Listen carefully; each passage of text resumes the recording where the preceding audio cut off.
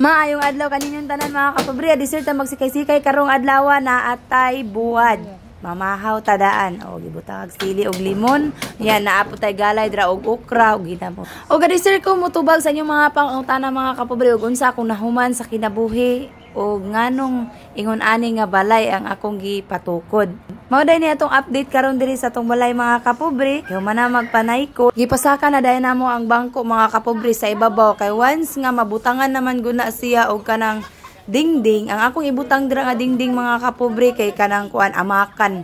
Amakan kay mas nindot man siya nya barnisan lang nato. Gamay pa jud kay tag update diri sa atong payag mga kapobre kay ngano kabalo naman mo nga akong panday duha ra ka buok.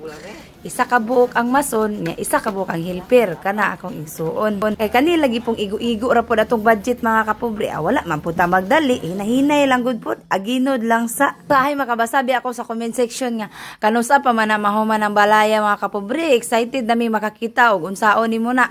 Excited mo kapobre, mas excited ko. Gusto be jud ta ko nga mahuman diha dayon pero unsaon taman nga mao man pud ni atong panday tibuta ka additional kay tungod sa atong budget. Hinahinay lang gud human ra lagi ni kadugayan. Og karon gato nangutana nako og unsa kuno akong nahuman sa kinabuhi akong tubagon mga kapobre.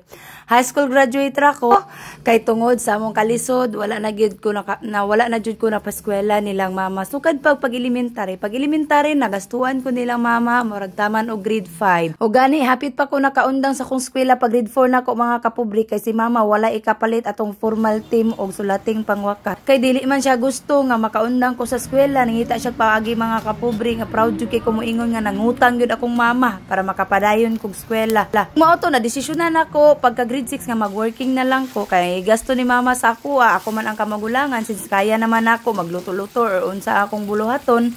Ni working ko sa layo nga dapit mga kapobre kay may na lang ay gasto sa akong mama magpapas ako dito na lang pud para sa akong mga manghod nga nag-eskwela. Sahay magkatawa ko mga kapobre kay namo commentary murado kog tumboy murado kog lalaki. Ingon ana gid na mga kapobre na sanay nakas mga trabaho nga bugat mga kapobre kay sukad pa sa una syempre ako may kamagulangan ako ginagmata sa mga kalisod nga naagian kauban ang akong ginikanan. Makaingon mo mga kapobre nga swerte ang akong ginikanan sa ako tungod napahiluna na ako sila dili oy.